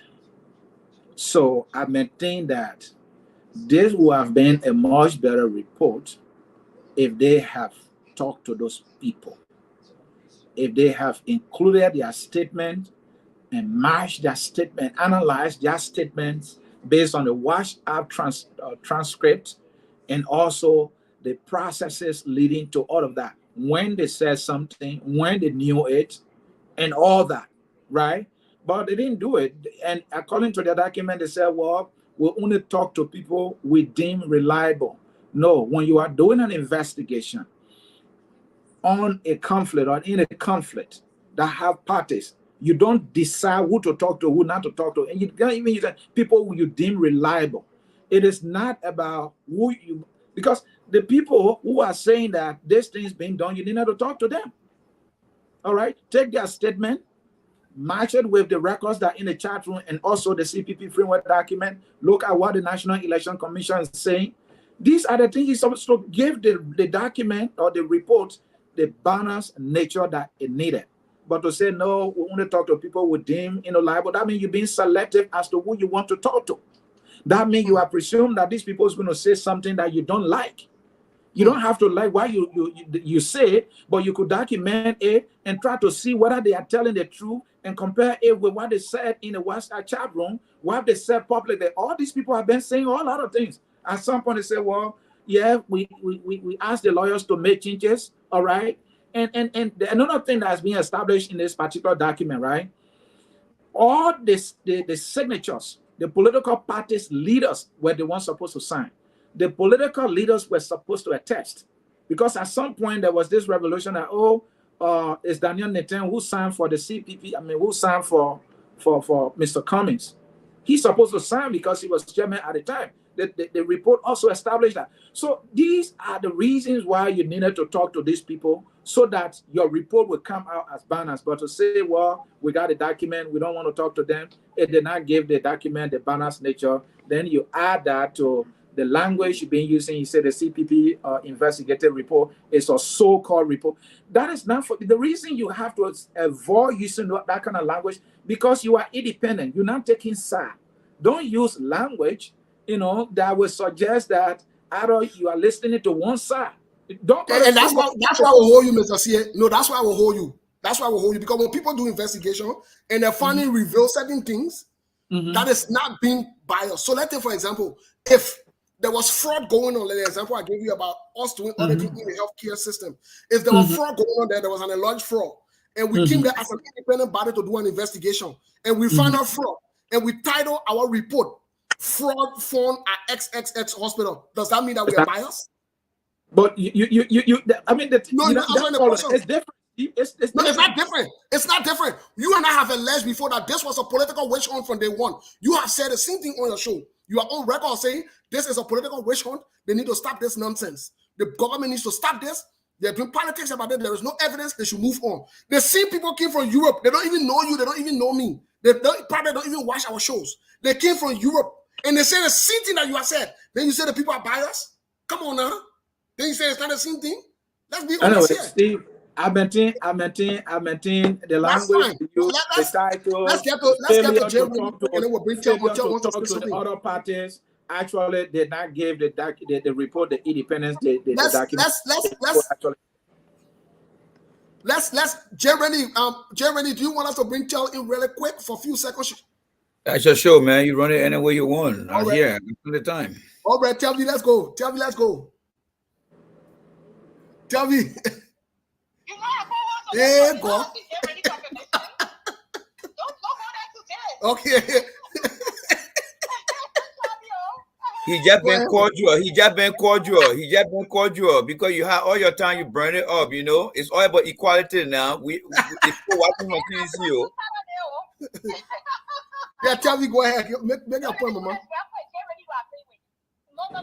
See, I want to talk to you things. I really hope I was on this show so we can talk about it. Not only me, but if ANC have experts who are very versed with looking at or even handling interviews and auditing and looking at audit reports and investigations to join the panel so we can have a civil conversation. Right. We're not talking about just any kind of report. We're talking about investigative report. We're talking about audit reports. Right. So everybody cannot talk in this talk. I don't care how eloquent you are. There's certain things you have to leave it to the experts to talk. So I hope, but I pray, I recommend it that we revisit it tomorrow. We will. Before I close, though, I will speak to two things. I will speak to the disclaimer language because it's flying all over the place and say la la la la la la. Let me tell you, it is not uncommon to have a disclaimer in a document. Disclaimer for different reasons. However, there are different disclaimer languages out there or disclaimer clause. The problem with that is when these people, most of the time we call it with a banner clause or whatever it is. When these people put in the stuff and say that we will not be stand by the opinion, if they were me, or like I said, anybody else will push it back. Reason being, most of the disclaimer clause will say, well, we all know about it in explanation, something like railway. We all know about the explanation, but we owe explanation to our client and his company. That they wouldn't do it, but they don't want to see our check here. They will put in that clause. But the fact that they put in a clause will say, we're not even standing for any inaccuracy in what we wrote. We're not standing for even our opinion. That tells you even what they wrote, they're questioning what they wrote. And if they knew they were questioning what they wrote, then they shouldn't have opined on it. They shouldn't have. Because we're relying on you for 100% accuracy. We're relying on you and everything like including your work. More reason if you are unclear about what you gathered from the primary source, Mr. Cummings, then more reasons why you should have interviewed the other people. Interview, which leads to my next point.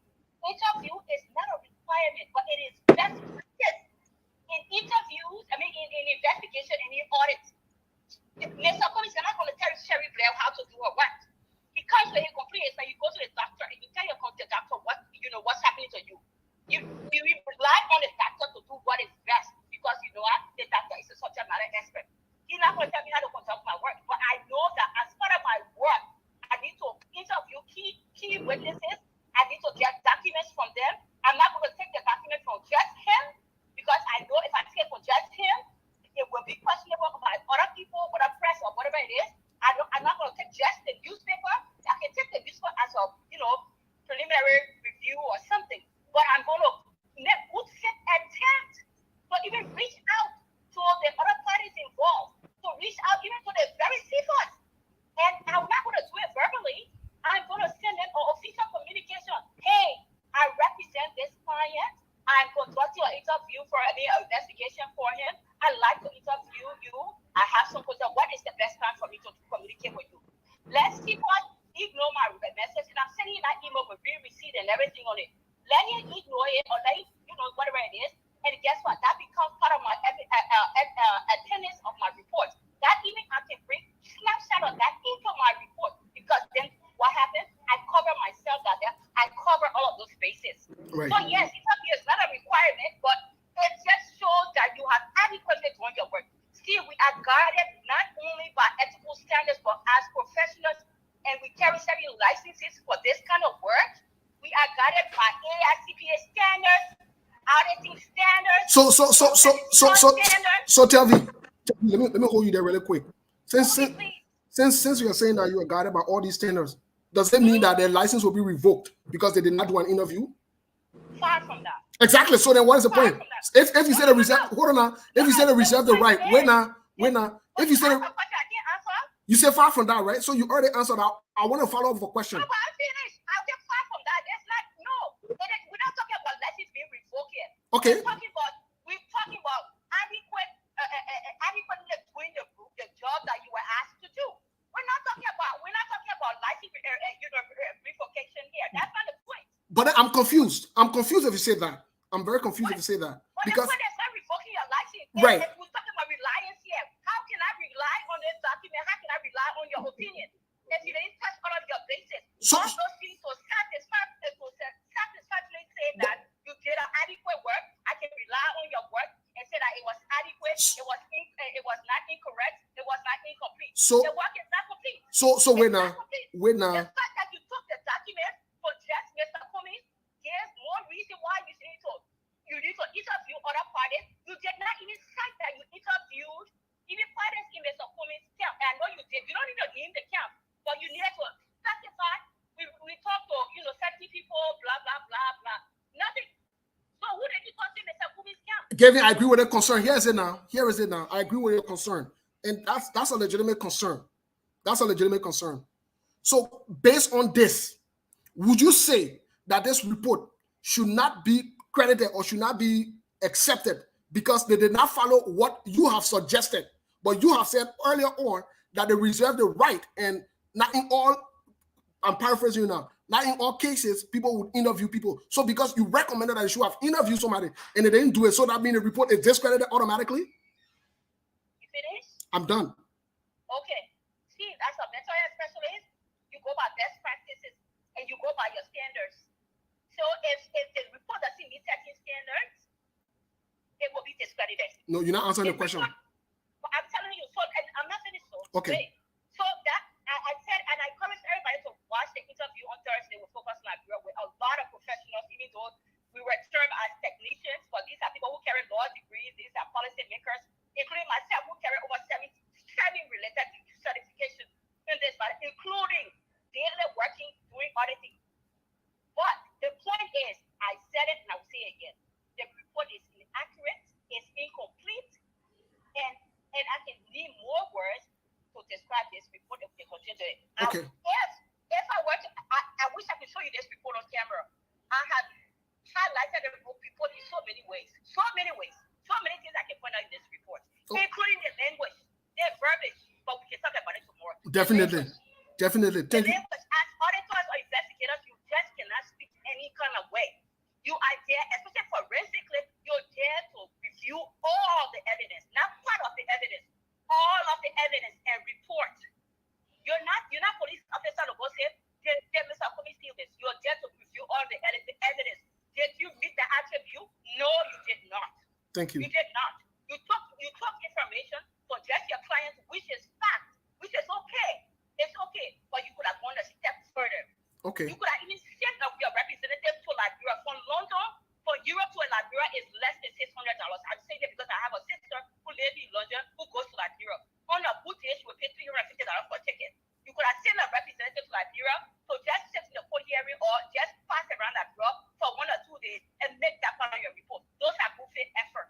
Okay. On top of the message report and the sharing report I was on, including not even numbering the page, including the title. We can talk about it tomorrow. Okay. We're not saying it for a place to hit. That sure Mr. Pumpkins will love this feedback for free.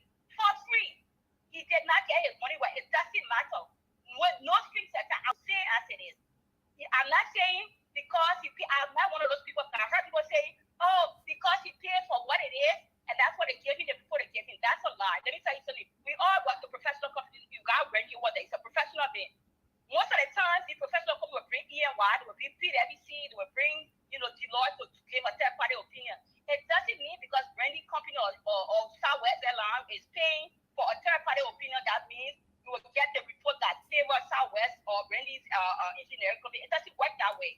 But Okay. you know what? When you bring a third-party opinion, that means you expect the best. You expect them to be objective. You expect them, the language to be objective, even in their language. Who titles a report like that? That was unbiased something. That political persecution, it doesn't even tie to the. It doesn't even tie But to even the statement of work. That was political persecution. You know who I heard it from? I heard it from Rachel School. That was the first person I heard it from. How can you be called to come talk about forensically examining what a fraud took place all the way, and you're talking about political persecution? What is the connection there? That was not your place. We're talking about language here. We're talking about auditing forensic language. And you were there to look at forensic signatures. Forensically, the only thing you did was we forensically review WhatsApp chat messages. And I'm not making it up. I encourage people to read. I just not short for the full-page report. Besides that, there was no other forensic work done. Kelvin, hello? I hear you. You are done? Of course, yes. Okay, all right. Well, tomorrow we'll be on, and you will be on live. Tomorrow we're on it. So we'll have this conversation. People to come on. We'll have this conversation, and for the Liberian people to hear different side of the story or whatever it is, for us to look at the document. All the ANC people to come on who not just the talkers, but the people who are versed with auditing investigation. Let them come. Let's talk. You who got chicken, you who got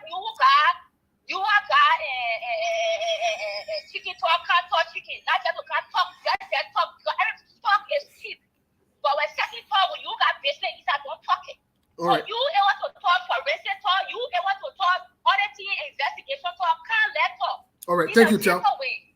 Thank you so much. I don't know. I go into my church before God gets there to me. Okay, we'll talk later. We'll talk. Bye. Yeah, Randy, it's up to you. Please go ahead. Let's hear your side of the story. Yeah, guys. Thank you so much for the opportunity here. I'm not going to speak in the capacity of the lawyer, but I'm going to speak in the capacity as a manager who deal with different cases. In this country, people get sued. Our company gets sued. There are a lot of allegations that people put against our company, and I'm privileged to attend hearings in this country in different states. What I'm bringing to the conversation here is the client and attorney privilege. If you have a case and it comes through the legal means, the company who is the client will actually tell the lawyers what specifically they want to do, and based on the lawyer advice, they will carry out those conversations, having interview with each and everyone who have been accused individually, and they will provide their unbiased comment and stuff like that.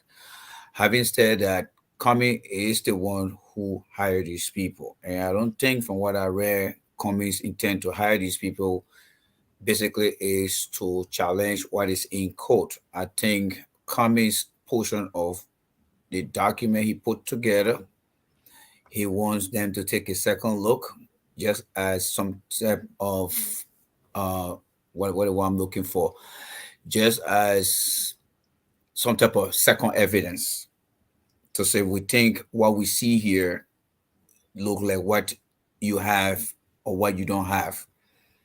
So when people come out and say, oh, they should ask other people and cross-examine other people, that's not the scope of what the investigation is. Because, and I understand Liberia is a third world country. People keep saying the United Nations definition of developing country. But I'm not here to demean my own country, but we are not yet there to establish standards, procedures. Whatever Mr. Comey dictates to the lawyer is exactly what they're going to be doing. Exactly. So we can come here and say, oh, they got to cross line. They are not your lawyers. They are not your lawyer. All right. If Mr. Borka having to hire any lawyer, that lawyer will be subject to working with Mr. Borka and meeting a perimeter within the red lines. So what I think here is this. I think Mr. Cummings is just trying to look at what he has done from that document that they're accusing of to do a forensic assessment and keep the information should in case they decide to go to ECOWAS court where there will be international discussion to come and provide us evidence. No disrespect to our lawyers that share the different platform. What I would be interested in is how many cases have they handled that when they discuss it to give examples. Because it is one thing. You see, Joe Weah would say, I am a Ballon d'Or winner because we saw Joe Weah play in different series of football games across Europe, right? Now, if Liberian lawyers come out here, I'm very practical. I want you to tell me cases, not in detail, but what are some of the cases that you had discussed? The variety of the cases that you had discussed, whether in Europe or in America here, that you can stand behind and say, yes, Randy, we did something similar like this. Now, the forensic expert team, the reason the lawyer came in is to look at the Liberian judiciary system, the laws, what they can do and what they cannot do. Because the forensic expert want to look at all the documents. They are built at their role to look at all documents on both sides.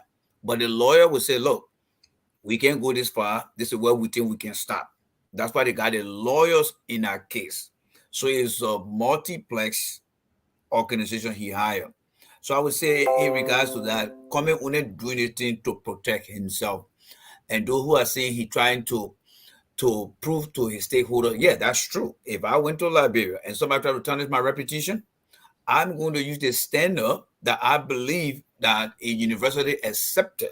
Because you got to understand, the judicial system in our country has been honor-rated. If you look at the Crow report, why you think Mr. Tuorden and President Weah did not just look at the Liberian audit report and say the Crow report, I mean, there's no $16 billion that was taken from that. They came to Philadelphia and brought these people in, and these people came with lawyers as well. And that's why they redacted a lot of information. So Cummings is only trying to protect his image abroad. The case is not over yet. If the people can say, you know what, everything you're doing now could make no sense, then we got a case to argue here. But Cummings is only saying, I hired these people to look at the report, what I have done, the people I have worked with in my circle. You're interview them, you're discuss it. And the people are saying, all the people that come in recommended to us, even though you may see it as a buyer forensic investigation, our disclaimer is whatever they say, we got nothing to say about that. That is something they already said. And so that means to those who have the excuse out there. So the report came up, Cummings will eventually take that report, give it to his stakeholders, because it's an objective evaluation. The objectivity of the evaluation is to determine whether the right thing were done according to Cummings. This is the Western standard, and I will stand behind what I'm about to say. Liberia is in no way, in any shape and form, is in a position to establish any standards. People got driver lessons in our country, operating vehicle with no standard. So let's just forget about that. This report is needed to please Mr. Cummings, stakeholder out here, and any intellectual Liberian who understand how things work. The people did not come to investigate the code or to challenge the code. They only wanted to look at Cummings' document, who Cummings spoke to while he was in charge, and who Cummings would recommend they talk to. If the Liberian government want to challenge the thing, on what ground are they challenging it? They put not tearing down their code proceeding. No, they wouldn't do what they could do and publish a report. So we have to be able to take orange and apples and tell the difference. All right, lemon from lime, we have to tell the difference here. That's why I think it is. All right. So thank you so much, Randy. Thank you. You see, and that's the same thing I said. We got to look at the scope. That's critically important to determine where this thing is going and what's it. All the other extra that people talking, oh, you got to interview them. This is not the purpose. The language is clear. From day one, we've said the same thing over and over. The people will come to work at a certain level, certain rhythm, and so forth. So all the other extra things, they might interview John, they might interview Paul, it will not happen because they were not given the jurisdiction to do that. That is not what it says. So these people know what they are doing. Look, these people know exactly what they are doing, what they are writing, and how they're writing it. So let's move on to the last talking point here. Jay, Randy, we saw on Wednesday we saw on Wednesday that Joseph Yuma Boakai and the couple of people they gathered at the United Party headquarters and they announced a new alliance. And the title on here is says Boakai's fallback position. First of all, I wanted to point out something that is very interesting. People might say it has nothing to do with it, but most of the time we know in politics there is no coincidence. Things are planned, they're strategized. This is what happened. Let me read a quote from the front page to give them more credit. This is what it states here. Quote, the crafters of the endorsed Democratic Alliance of Liberia were also spotted at the headquarters of the United Party on October 15, 2022. The 2020. October 15, 2020. In support, 2021, I mean, in support of Boakai's ascendancy to the CPP chairperson position.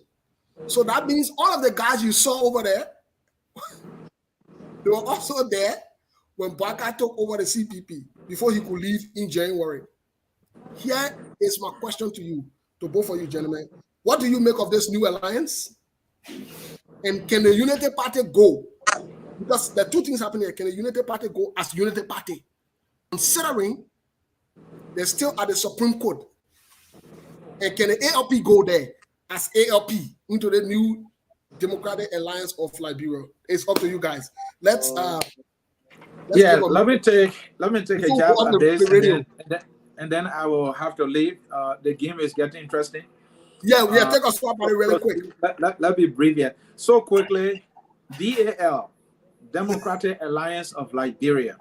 Yes, sir. Who are the crafters? I know I don't know whether he's a professor, but we call him Professor Alari Togba. Yes. He is the organizing chairperson for the Democratic Alliance of Liberia. My information I'm giving you here is a scent. I spoke to people in Boakai's camp. Mm-hmm. This alliance is so to coronate Mr. Boakai. In other words, the alliance is put together for the sole purpose of Mr. Boakai. That is, Mr. Boakai is the presumptive presidential candidate for this alliance. They are putting it together around Mr. Boakai. Do not believe any rhetorics that will come out to say, well, it will be open, there will be competition. We'll think about those who may have interest. Don't listen to it. They said to me that, look, we have learned from the mistakes of the CPP. Mind you now, at first, according to Benin and Ure, they were putting something together they call Coalition of Unity Party. I don't know what happened to that. Now they left that one. Now they have settled for this one here. So to your question, whether or not will the Unity Party be part of it, given the case that is in court, I believe, will ALP be part of it? We're talking more tomorrow because of time, Anthony. Yeah, because of time. We're talking more tomorrow. So let's get Rennie Chen. Let me interject. So this is what I'm going to say. I'm going to acknowledge that this is a smart move. Because let's say ALP will be legally barred from being part of it. But the individuals making Liberty, ALP will be part of it. In other words, Benin and Ure can vote. Benin and Ure party members can vote. If the Unity Party is going to be stopped legally from being part of it, voters and members of Unity Party as individual citizens can still be part of it. The party basically will mean nothing at that point. Now, okay.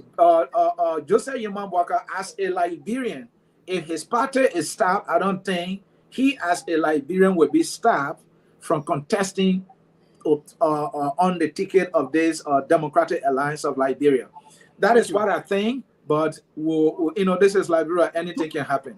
Tomorrow we'll continue the conversation. Let's get a Rennie quick before we get off the radio. Let's get Rennie's take because we'll be off the radio in, I think, a minute or two. Please, Rennie, go ahead.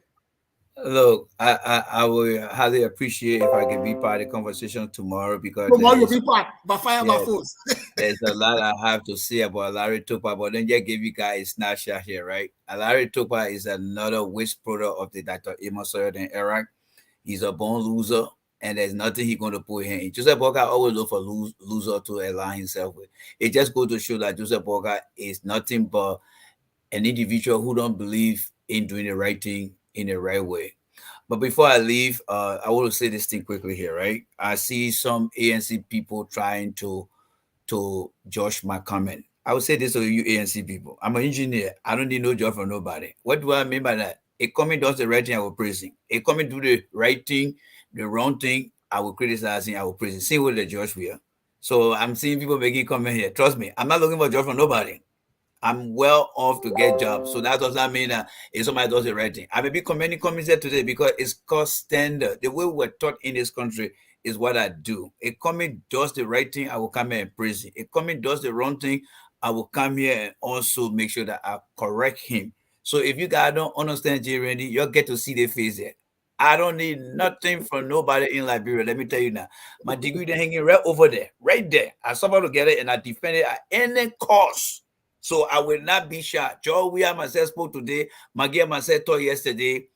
They know where I stand. Most of you know that. But not to waste your time, you're going to win. But yeah, I would say if Liverpool wins the game today, Mr. Weah is going to be Accra now because Salimani may end up being the next recipient on the continent of Africa to be the Ballon d'Or winner. I'm sorry to say to you guys who support Real Madrid, but I want for Liverpool to win that trophy so that Salimani can be the second Ballon d'Or winner. Thank you, Man, Moses. if Liverpool wins today, because I'm in support of Liverpool as well. Myself. Today, my next trip to the East Coast, I'm taking you to the Ataye Center back up there on where I think somewhere on Woolen area there. We gotta go there and sit on there. I don't drink. Make sure you just bring Kool-Aid. I don't drink. No, the Ataye, I don't drink either. The Ataye won't drink, my man. Ataye will eat the roasted meat and drink the Ataye. Okay. I don't drink either. Sure you know what I mean? You know what I mean? Say you've been invited me to the house there in Delaware. Finally, I will show face. Why you call my resident name here? You want to come here? I'm gonna Google right now to cancel my address. What the boy here? What wrong with the boy? You see all the kids? I take it back on national radio. I take it back. Randy, I take it back for exposing your hiding spot. I take it back. Oh God, God help me so much. All the guys can focus in the area now. I will pay the fine. I will pay the fine. Please do. But thank you and good luck to all the Liverpool fans. I'm supporting them because I want a second Ballon d'Or on our continent, and I think Salimani would be the one to do so. Yes. Well, thank you guys so much. That's how we take it out for today. Thank you. We'll be on tomorrow to continue this conversation. Jay Randy will be here. Telco will be here. My boy Johnson will be here as well. Johnson, any parting comment before we leave for the day? My man, who you supporting? You supporting Liverpool or something? You got to tell who you supporting. We're not on that thing that tell today. Yes, well, definitely, Steve. Let me say many times to all of you there. Yes, I'm supporting Liverpool because I'm a Chelsea fan, here from England. So the English team is in the league, and that means I have to do the solidarity. So I'm supporting Liverpool tonight. So that means Liverpool win. You drive my letting because I'll be waiting on my sale when we'll be bringing. Yeah, so you not want to drive my own. Send my birthday in front of you, yeah, you bet. No man, it's even happy. It was further. I don't know. In fact, this is why I don't want to disturb you because sometime last week you've been on so many ceremonies so on. Yeah. No, listen, let me be on record. Let me be on record for this. Sometimes we will speak. The thing we got to face it. We got to face it. Yeah, I don't know if you ever that is, bro. But I don't know how be. All right, man. Thank you so much, Steve. Thank you. We can wait on tomorrow. Yes, on tomorrow. The people can wait on tomorrow. So I'll be here tomorrow early. Yeah, to start off with the program on tomorrow. Thank you so much. Thank you. All right. So there you have it. And join the station again. That will be on tomorrow for the first edition of the program SKTV with Steve and the rest of the team there from the US of A. And I'm John Semay Bankula. And today is Saturday, having to be the 28th day in the month of May and for the 5th month in the year 2022. And the Champion League. Oh, yeah, at the moment for now. All the entertainment era. I'm tasting the song. Yeah, I know.